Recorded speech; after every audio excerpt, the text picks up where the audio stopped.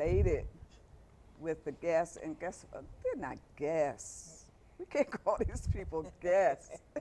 These are friends of Delaware. These are people who have for years and years just lifted us up and come with great ideas and have made a tremendous difference. You know, they're not talkers. It's kind of funny though. You know, I'm sort of a talker at times. Yes, yes, you are. But the people that we're going to be interacting with, Mr. Kamoko Harris, and who else? Tom Gordon, and Josie, my buddy, and Josie, newly elected president of LAPA. We're here. We're going to be talking about the port. We're going to get some excellent information, and I'm going to start by saying congratulations. I mean, congratulations. Why do I say congratulations? Because after, actually it's not even 5 years, because Kamoko, you said something about 5 years in this being in the works. Well, it was before that, so. It was before, because Tom was elected in 2012. Okay. And the effort to do this has started before then. Actually started in 2009 when Markel first got in, and we first had a meeting. We sat down with Markel. The meeting was set up through Angela. You know, Angela, she was walking in, but she's here now. She's my wife, and we met with Markel, and we were talking about the dredging. And the need for the dredging and support for the dredging, because we were getting a lot of opposition from environmental groups and other people who said they didn't want the river dredged. It was going to mess up the ecology of the river, boom, boom, boom. But the dredging was important to the future development of shipping and the shipping industry in Delaware and on the Delaware River corridor, meaning Philly and Jersey. And so as a part of that discussion with him, I raised that also we need to look at and begin to discuss the building and development of a port on the Delaware River, because we didn't want to just dredge so ships could sail past us and go to Philadelphia and Jersey.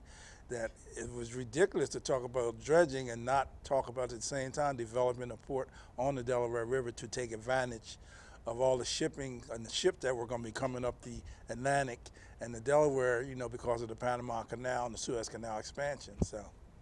So you were, at that point, crying in the wilderness, so to speak, basically. in a way, right? Yes, I mean, yes, basically. And, yes. and you knew what you were talking about because you have a background. You know the port sort of like the back of your hand. Yes, I've been there for 40 plus so years. You brought it up, but seemed like what, nobody was listening, or well, what happened? I think number one, the Diamond State Port Corporation, I think, was asleep at the wheel. I think the leadership there was not an advocate of that. In fact, he told me it won't happen on my clock. This was Alan Levin, you know, and so I don't think they really looked at and studied the different and the trends and the difference in the cargo movement now and the cargo movement back years ago when before containers, prior to containers. You know, and so it basically was, I was at meetings at Diamond State Port Corporation meeting, racing at almost every meeting. Look, we got to look at this. And people were saying, oh, it'd be about 20 years before we even think about that kind of stuff. And so, and I talked to Tom. My wife was working for Tom, and she said, you need to talk to my boss. And when I talked to Tom, I brought up the idea. I brought him a stack of information on the shipping industry, because I know he read, because she said he reads a lot. So I brought him a stack of stuff, and he said, let me look at this. A couple days later, he said, I'm in. That's what he said, I'm in. But that's Tom. We're going to make this happen. I mean, and that's how it started. But that's Tom. He said, I'm in, we're going to make this happen. Yeah. You know, what we got to do next? And so we began to organize support for it, you know. Yeah. And Tom had what can I say? So Tom, when Kamoko came to you, what was going on in your head about it? First, it's good to see how well you're doing, Ruth. Oh, well, thank you. I appreciate that. Well, you're kind. Thank you. You're involved in so much, you got to stay involved. Thank You you. were involved in this also from the beginning. Well, thank And the other thing I got to correct is I think I worked for Angie. She didn't work for me. But she brought in this fabulous man, Kamoko, who had a lifetime of history. And he knew that Delaware was missing a great opportunity because we really do have the best location. They're going to find that out. Well, he produced it. He brought me in a picture of a port with 40 cranes. Wow. And he said, you know, I'd like to see us. And he was right. We're directly across from the Suez. They're coming through the Panama Canal now with larger ships. And we were right at the doorstep of a great opportunity. And I don't take the credit. I was a good listener. And he carried it through along with Jeff Bullock and the governor right now. And they're going to find out that I think not only this, but there's other opportunities for other ports, which are good paying jobs, which Delaware needs. It's still the highest foreclosure rate in the country. And they're creating jobs now. And it's because of him and Bill Ash, William Ash, and their continual belief in, we have a few things left in Delaware. But along that river, which was empty, there's tremendous opportunity for good paying jobs. That will bring back the county, the state, and Wilmington, produce jobs, reduce crime. It was a simple thing to understand. And I understood none of it until I got educated on the difference between a bulk port and a container port. Josie having worked. Josie's was at all the meetings. No, Josie understood that and understands that you are a listener and you are progressive and you get things done too. So I just want to say, not surprised, right? Tom is such a humble person. Yeah. And I Yes, think he people is. just love you. You're so humble, and you know, you both deserve so much credit. And I just want to say to you personally, congratulations and thank you, because you're sitting here, and we sat there the other day because of you too. And you helped to make history in the state of Delaware of what's taking place now. So yes, Mrs. Baker and I, and thank you, Komoko, we attended all the meetings. I mean, you text us right away, so we were there. So we kind of was, we knew what was taking place. And so I just want to thank you that, because people need the update. We needed that communication. And it's just because of you two guys. And you know what I can remember most is just seeing the news journal and seeing that mound of dirt, and who's standing out on the mound of dirt but you and Tom. And so I'm like, you know, you guys just, whatever you did, how you started, whenever started, you know, thanks to what you have done, you know, and I just think that you just have just helped the people. People need to just come, thank you for what you've done, you know. Let me tell you one more story about him. He was saying to the governor at the time that we have a bulk port. If you don't get a container port, we're going to lose what you have. That's 1,500 jobs gone or more, probably more like 10,000. And sometime 2 years ago, the governor flew to South America, where the fruit people were going to leave Delaware because we didn't have a container port. He predicted that, but he had a plan they could put on the front burner, Edgemore, and say we can have a container port and keep our fruit business. And that really happened. Yeah. I mean, and nobody realized what was going on. But he could tell you that Chiquita was going to leave. Imagine that. We lost a few great jobs we have. And because he had done all this work, they were ready to move quickly and say we can do it in Edgemore, and that's what happened within a certain period of time, and they're doing it. And I think they'll move in, revitalize the Wilmington port and move on to another port, because the money will be. And also, don't forget, River Edge is still in play, because initially River Edge was chosen because at that time Edgemore was still working. They were still going to work every day at Edgemore. And we had looked at Claymont Steel, the old Ezrin Steel, but it was on the wrong side of the track. The Conrail and all ran right through the river and the land base. So you couldn't have a port there, you know. And so that was out. And River Edge was the only viable port at the time. But we had also stated that the volume of containers given the Panama and the Suez Canal made it a potential for us to have 3 terminals: Claymont, Wilmington, and Newcastle. So that option was always there if the land became available, you know. And I also would like to say that, just to dispel, because we do have some individuals that's been trying to put a lot of poison in the soup, you know, and talking about as soon as this happened, there's going to be a loss of 500 jobs and 1,000 jobs if this takes place. You know, misinformation. I mean, you know, this it's ludicrous to think that we're going to build a new terminal that's going to handle probably 5 times more cargo than the current port, and talk about losing jobs. That's a equation for increasing jobs by the thousands, because number one, you talk about the amount of manpower it's going to take to build it, which is going to be done by the building trades. The building trades union is going to build this. So it's going. You're talking about, you know, probably hundreds of workers, maybe thousands of construction and, you know, trades and all those people building it. But also, right now, the current port, there's probably about 1,000 truck drivers that come in and out of that port a day. I'm talking about roughly probably about 1,000 in the peak period. I mean, that's a lot of jobs, and we're talking about a ship now that's going to have 10 times more boxes on it than our biggest ship now. So we're talking about 500, probably 3,000 or 4,000 truck moves a day. So you're talking about the need for us to be getting people to get the CDLs. But you're going to need about 5,000 or 6,000 truck drivers a day at this new facility, because you're going to have 5 times more boxes on these new vessels because they're so big now. That's going to be moving cargo in and out of the port. Also, what's in play is the General Motors plant. You know, that Gulf Tainer is talking in discussion with the people that own General Motors plant to talk about that being a logistics and a distribution center.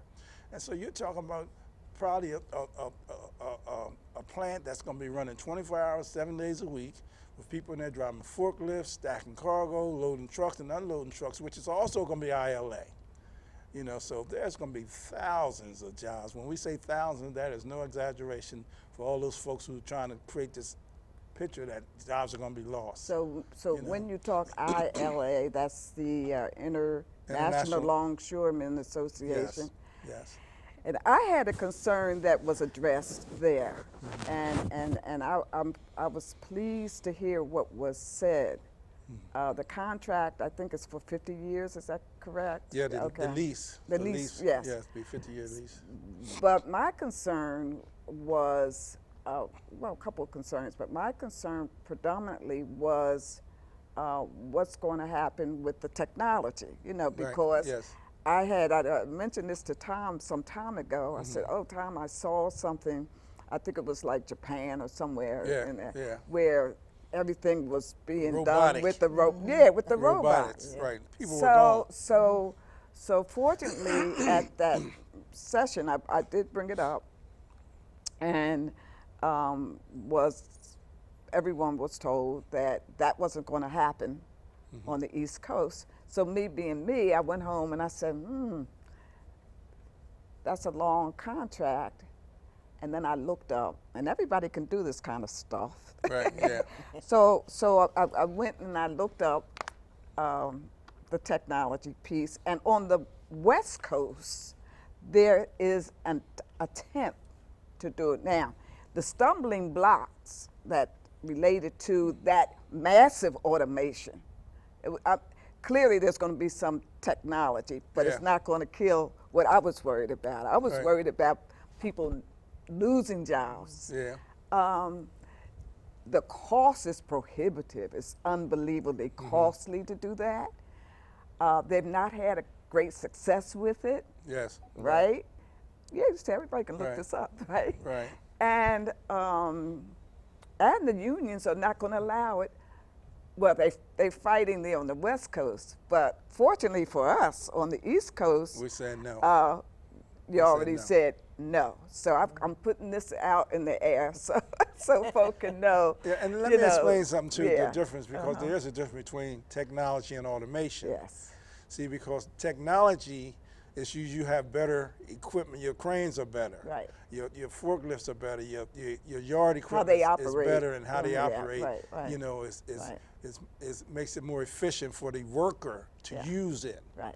Automation replaces the worker. Yeah, with the robots and so forth. With robots and those lasers and so forth. Right. Yeah. And so that's what we're fighting. We're not fighting technology, we're fighting automation. Right. Okay. Because automation replaces a man with a robot or with a machine. And that's what we're saying no to. That we're on the East Coast, where the ILA has jurisdiction over from Nova Scotia around to Texas. We're saying no automation or semi-automated terminals because we would not allow our people to be replaced by machineries. Machines don't buy houses, they don't send their kids to college, you know, they don't go to grocery stores, and you know, they don't contribute to the economy, you know, and to neighborhoods and communities. So we're saying automation, no. So I get that clear, because that was also mentioned by this person I'm talking about, that it's going to be automated because just like the football fields now, he said, it's like the football fields now. You used to have men doing the field, now you got machines doing a whole football field. No, that's not going to happen. That was a mistruth, that was a lie and a distortion of what the facts are. We do not and will not accept automated or semi-automated terminals. Well, But it's good to have somebody say, let's read it closely. You know, yes. if this was an old port and they were automating it, but the economies of scale are so large here, you can have a very modern port. You're still going to have a lot of people because we have nothing in that port in Edgemore or in Riverfront. And they can build both. Yeah. You know, as you showed, the cranes are running from a building and very safely stacking, but you're going to need people in that building. They're already planning on training these people how to do the But That's what I wanted yeah. to ask Kamoko to explain. I know it was said about they were going to have a school when we talk about the technology and the automation, that to train people. So can you kind of just talk about what that piece was all about? Because I did hear him say that. Well, like the guy Peter, the CEO Peter, you know, who we've spoken with and met with, and we get the sense that he's a very honorable man, and he's you know, he speaks his truth, and he's not distorting or full of games. He seems to be very upfront and very open, you know. And the training is that we don't a container terminal. There's specific machinery that you use for a container terminal that we don't have at the current terminal. We have a few of them, but a container terminal, there are special cranes, special what they call yard pickers and top picks and straddle carriers, and all these are names of equipment, and he's going to furnish the best of the best of that equipment. And so people need to be trained on that equipment, you know, and a lot of those pieces of equipment are computerized, so that the operator's going to have to be pushing buttons and all that kind of stuff. And just like the checkers, like I'm a checker, you know, we use pen and pencil. We're moving toward computers now, or pads. Like right now we're using pads on a lot of stuff, you know, notepads, just like what they call them, well, anyway, the iPads, the iPads and stuff like that. You know, so folks and people won't have to be trained on how to use the computers to, you know, which is an upgrade from, like, you know, the horse to the car. You know, so so that's what that means. But it doesn't mean that we're going to be replacing people with machineries, which is automation. You know, so.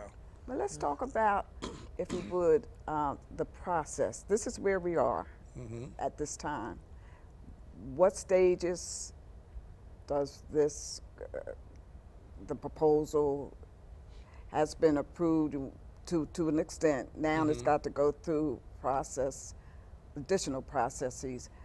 You want to speak to it, and then what are we talking about in terms of the time when actually it is in existence? So if we could kind of guide people through the process and, and talk about it, can you address that a little bit?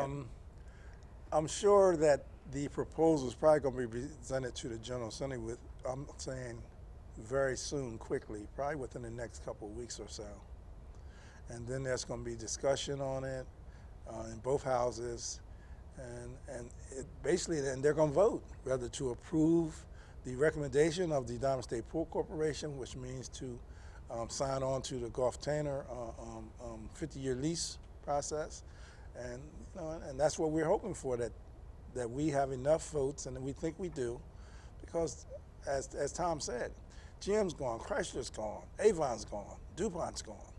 You know, what we have left in Delaware is a lot of like Amazons and these $8, $9, $10 an hour jobs that are not able, people are not able to sustain a family and buy homes and that kind of stuff. And we need a good blue collar base that replaces the GM and the Chryslers and all these other places. And it's union, which means that we're talking about jobs with benefits, and we're talking about good paying jobs. And so which is to critical. me, yeah, which is it's just critical. And to me, any legislator yeah, that would vote against that, given the state that we're in Delaware, the condition we're in, is suicide. yeah, Politically, I mean, how can you justify running someone who says, okay, I'm going to build this terminal and it's going to create thousands of jobs? How can you send them to Philadelphia or Jersey or Baltimore or somewhere and say, no, we don't want them, take your jobs and go somewhere else? I mean, you know, it makes no sense. yeah. And so we How many think ports were we have, built since you started talking about well, in Jersey, I think they've built 2. it? That passed this port. Yeah, I think they're building one in In Philadelphia, Southport. I downloaded that information too, so they are building we it. started them people to say, hey, wait a minute, Yeah. what are we doing? Yeah. Because once we started, it became public that Delaware was talking about building a port. Yeah, Seemed like They were everybody a little else just quicker. went double time yeah, because they didn't have to fight that we had. We had to fight for the people to get this, even people to consider it. how well do we remember? You know, we had to fight. How well do we remember, right? Fight legislatures, fight, you know, I mean, that's, my goodness. I would assume that they would be hard pressed now. I mean, that location really, Chase should have opened the whole building because it was loaded. I mean, Yes, yes. people were Yeah. there, and clearly the community is behind this. Yes, Very yes. much supportive of this. Yes. And you're here because they need to know the roots, you know. I'm big the on community, people and knowing the roots. And I gotta say, there's a community to help make this happen. Without the community, we would not be here now. Yeah. I'm talking about you guys, and I call you guys and said, look, I gotta have a meeting. We need everybody to come. Yeah. And you put the word out, and you put the Yeah. word out, and we would have a full house. Yeah. And so that all those legislators who were doubters started really taking us serious when they seen Yeah. the political strength of the community, because that's what they're representing when you can fill a room with 300 and 400 people. Yeah. You know, these politicians, they get voted in and voted out. And so Tom, that support from the community Yeah. made the difference in terms of Tom, us you took a, turning you the took corner, a so little to speak. beating. Right. You- A lot of beating. Might have cost me the took- election. Yeah, you took a beating, right, Lord, that's true. but you stuck. But you It was the you're right thing to faithful to the cause. He talks about the direct and indirect. Go back and look at Governor Prince Boulevard and Washington Street Extension in 3 years from now. All those businesses are going to pop up. This is a huge port. And it's dead. Merchandise Mart and the old movie theater, all that area, light. It'll be restaurants and things that service the trucks and other, you know, hotels. It is going to be. That's not even called direct indirect. That's got another name. Well, induced, you're talking about Induced. direct, indirect, and induced They're the induced. employment, induced jobs. Because of this industry, you got people that work there directly, and then you got indirect, just like to put a woman in now. There's so many jobs that are created because of the movement of the cargo out of Wilmington. Like we have cars, so when the cars go to the lot, you got guys that get jobs driving those cars across the country with those. You see those car carriers, you see the rail, you see these trains with the rails, and you see all this cargo and cars in the rails and bananas. You got truck drivers that are getting work up and down the corridor, the 95 corridor from Maine to Texas. I mean, so when you talk about direct and indirect and induced, you're talking about thousands, like hundreds of thousands of jobs and potential. When you're talking about a port that's going to generate 1.2 million TEUs, and that's a 20-foot equivalent of containers.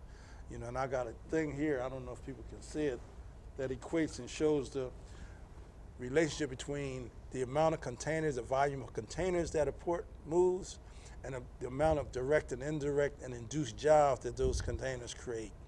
You know, Can we should talk get about? We'll take a break and come back. And can you pull it out? Do you have that with you? Yeah, I have it with me. You know. Let's take a break, and then we'll come back and we'll let you, because I remember some of the meetings that you were just running that down. And by the way, my little research on Philadelphia is they're not going to have the quantity We're capabilities. going to have the interstate here. No. Or GM. We'll come back.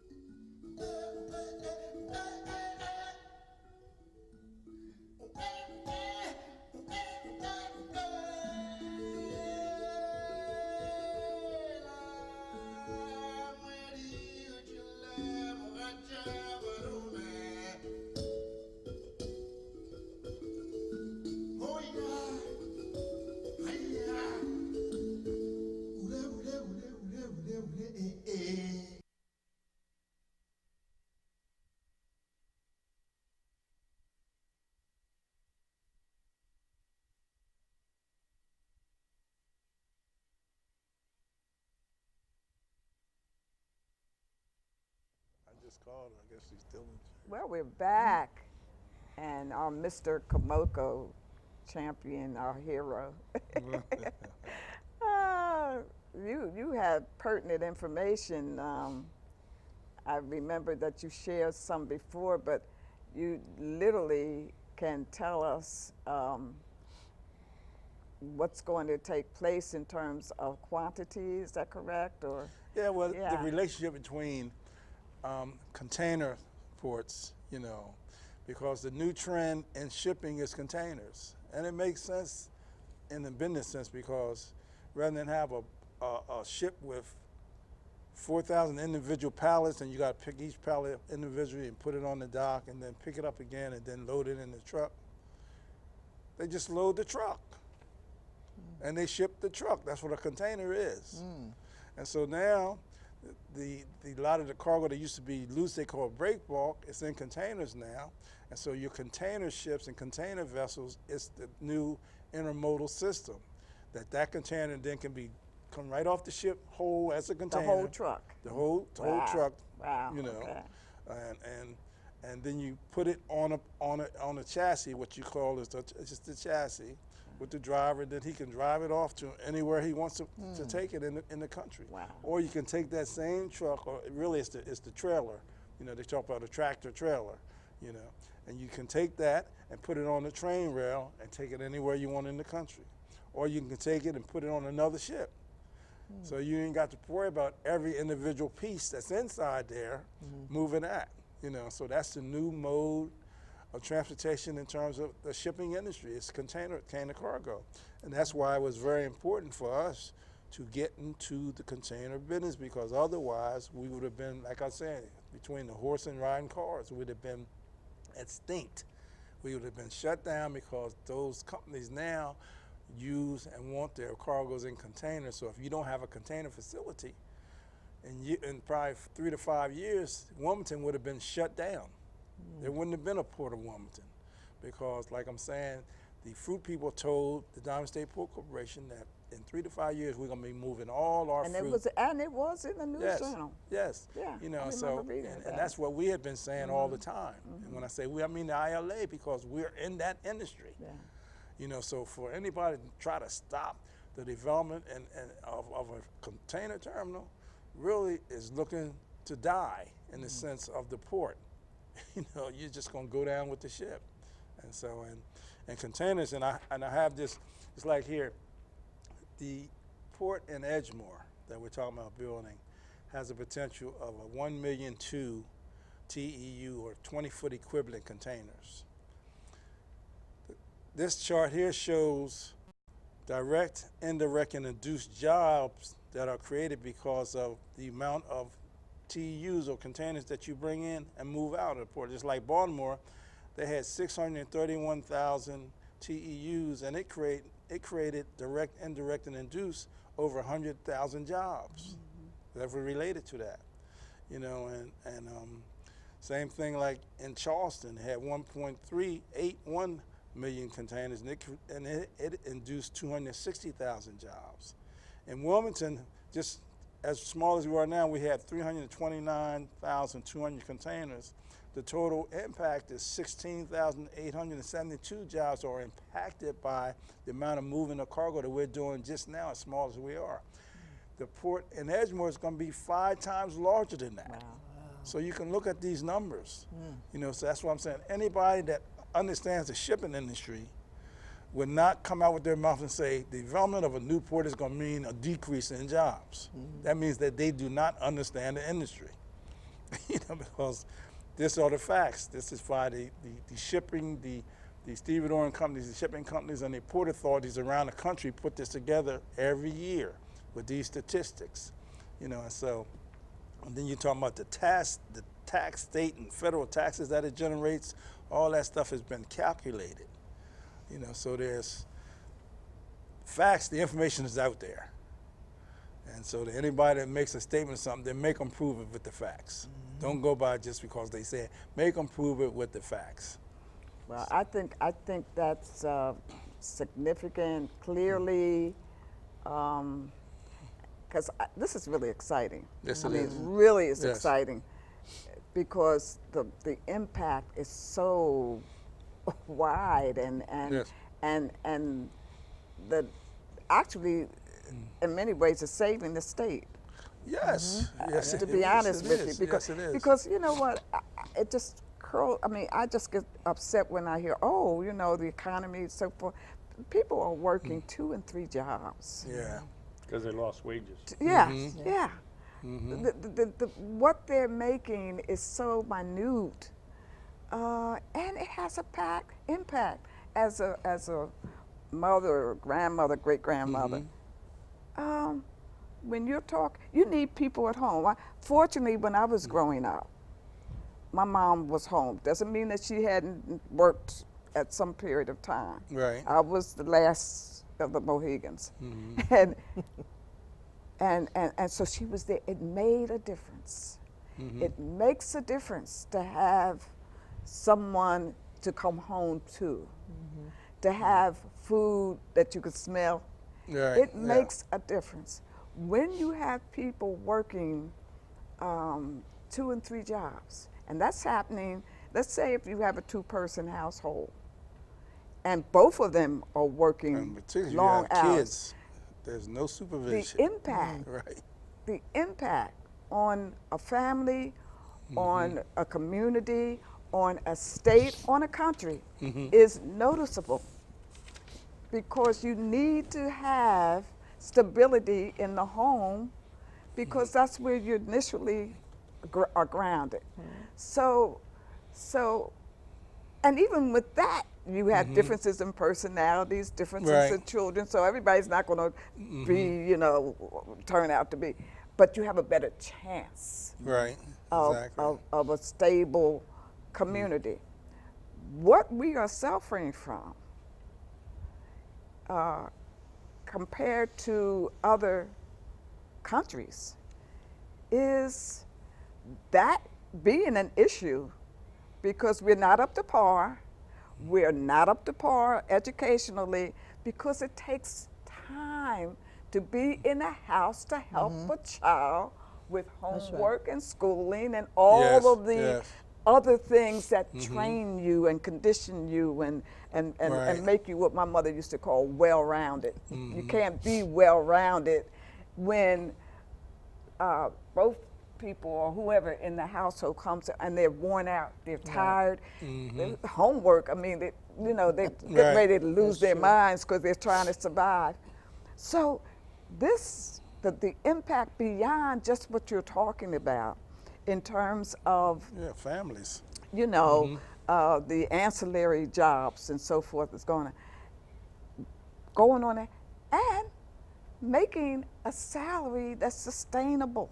Years Right. ago, 5,000 people worked at Chrysler. 10 years ago, 5,000 people GM, Avon, Chemours, up in Claymont, it was full of jobs, all gone. So now, you know, you can't make a living at Amazon or 7-Eleven. And what happens is the quality of life has dropped. That's why you see so much crime all over. We've lost so much in That's Delaware right. to the World Trade Agreement. That's another story. But the reason this is going to be duplicated is the state did something years ago. 95, if he would tell you how long it takes to get a ship loaded and out of Wilmington versus Philly and New York, that's why it's going to grow, because the 95 goes right into the port, goes right into Commerce. What's the time, and time is money, when they realize how quickly they can get their cargo loaded in all 95?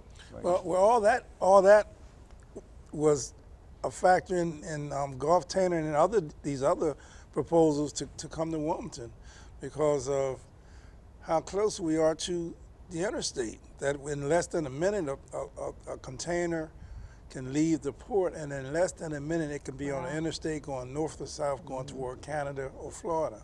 Because 95 is less than a minute away. Once you leave the gate, 95 is right there. I mean, 495 just runs you into 95. That's right.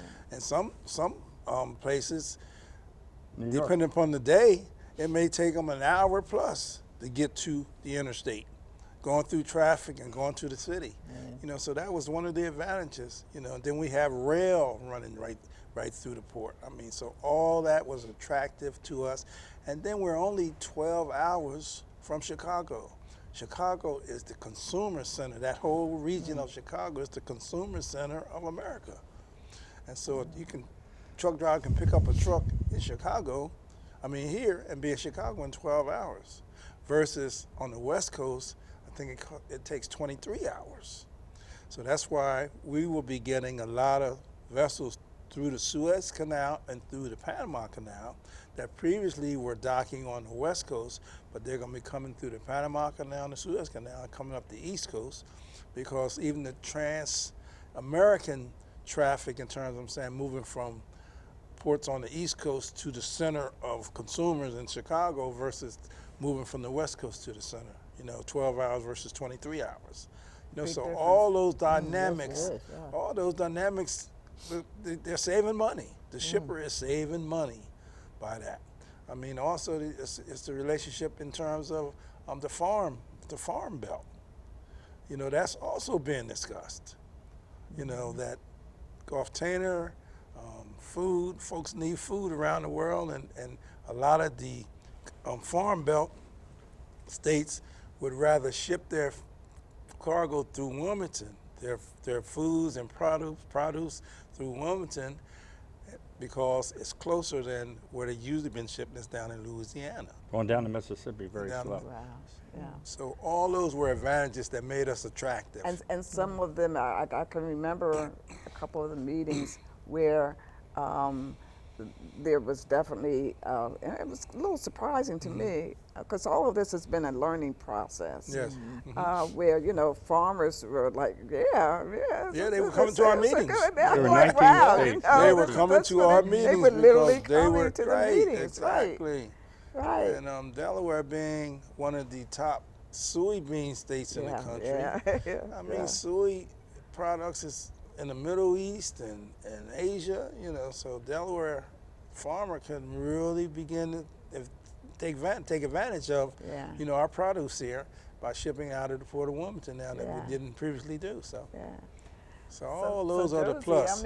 What can we say? I'm listening, we're I'm breathless, learning. aren't we? And when you use the word exciting, it really is is. exciting, Yeah, because yeah. the other day was so exciting we couldn't even get into the room. So we sat outside for the longest time, Right. but then we were able to come in. But I think one of the questions, Kamoko, that people had concerns are about after the lease is up, the state or you still own the port. So I think that was one of the concerns that people wanted to know.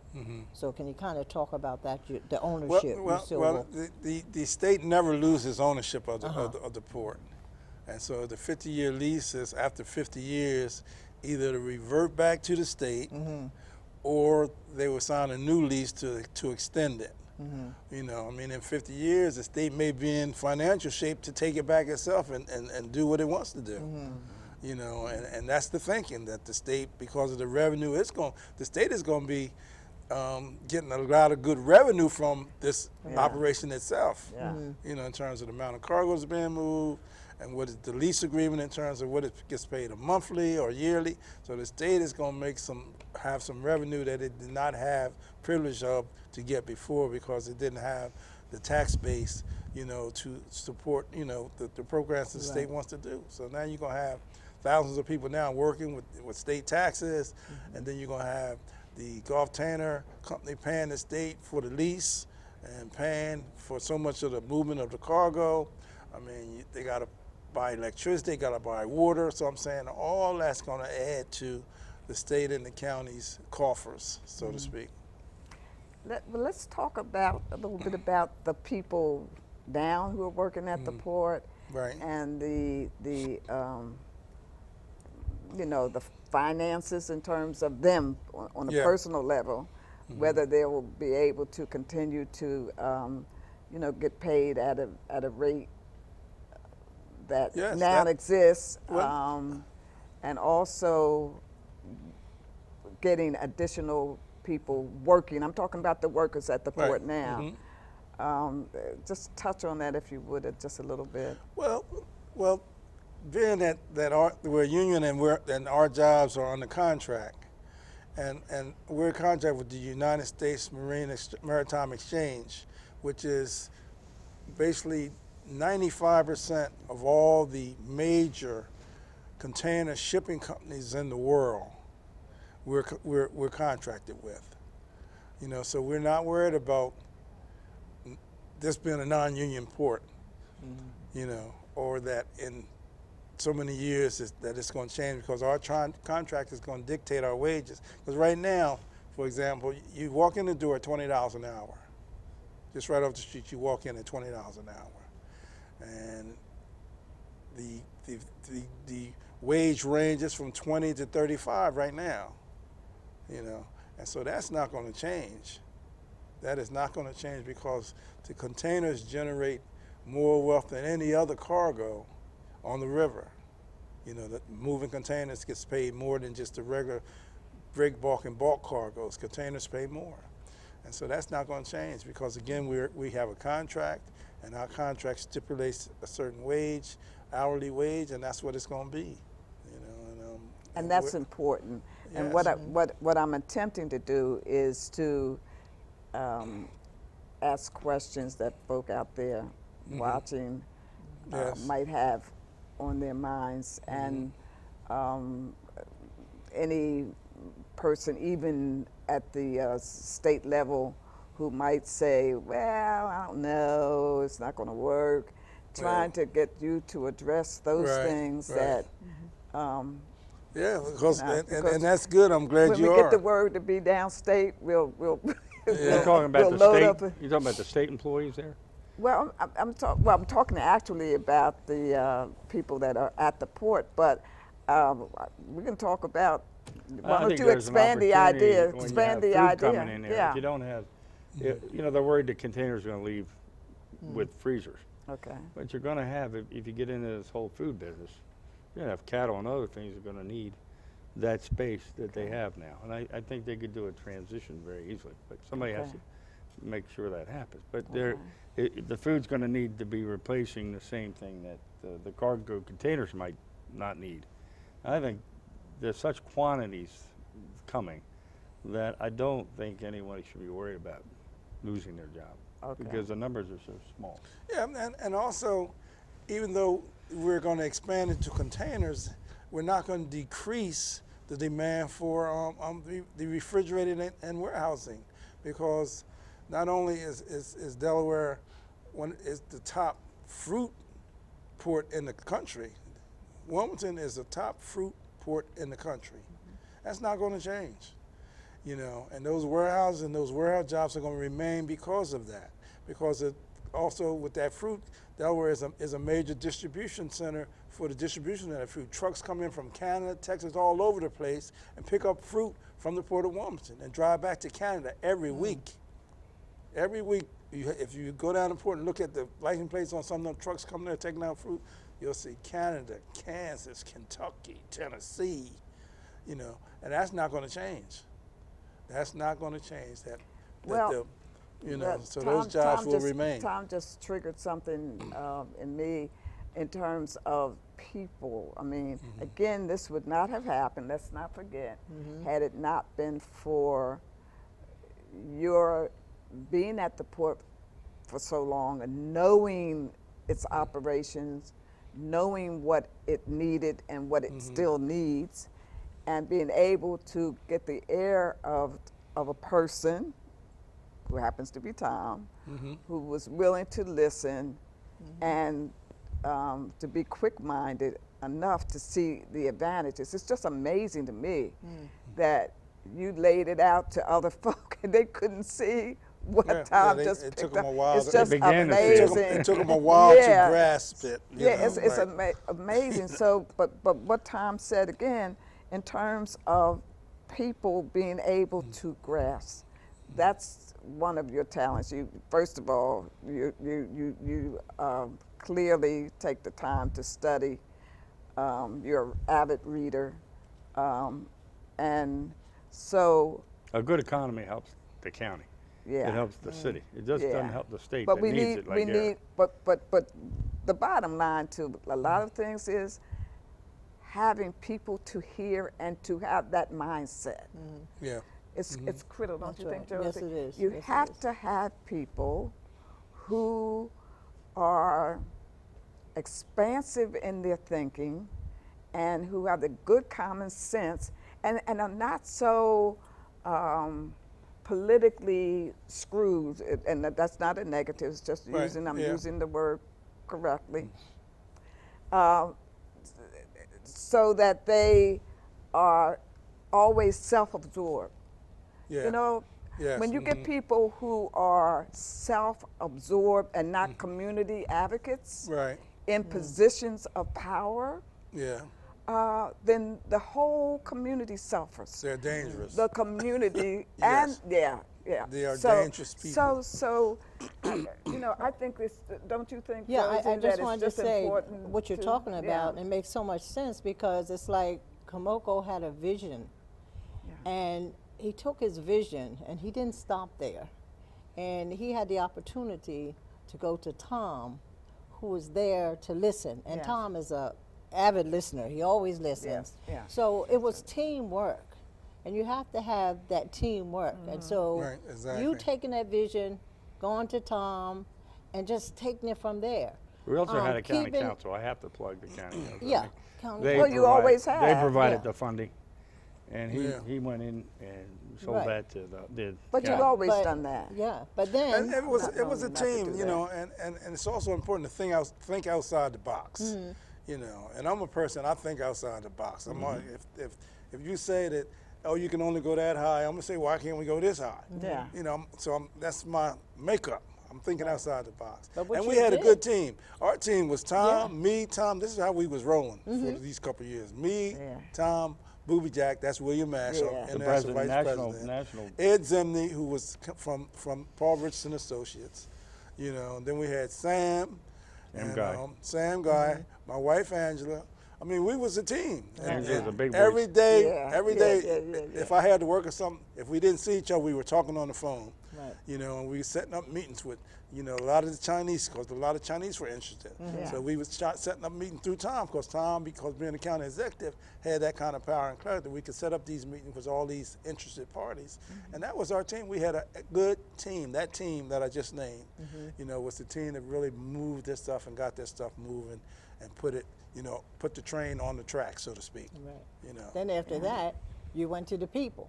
Yes. So, Yes, you we know, went to then the you people, start right. to communicate Yes, Yeah. with the yes. people Yeah. and The then interesting coming to the thing is, meetings. he's going to retire. He didn't do it. Yeah. He did not do this for himself. Yeah. Miko did not do it for Yeah. him. He did it Yeah. because he saw the lines that go around the corner every morning, and after an hour, people are out doing things that maybe not so good. Mm-hmm. They want to work. Yep. And that's a fact. I mean, fact, it just is a fact. Mm-hmm. You know, if you really, really are serious, and this, we need to stop. People need to just stop playing games.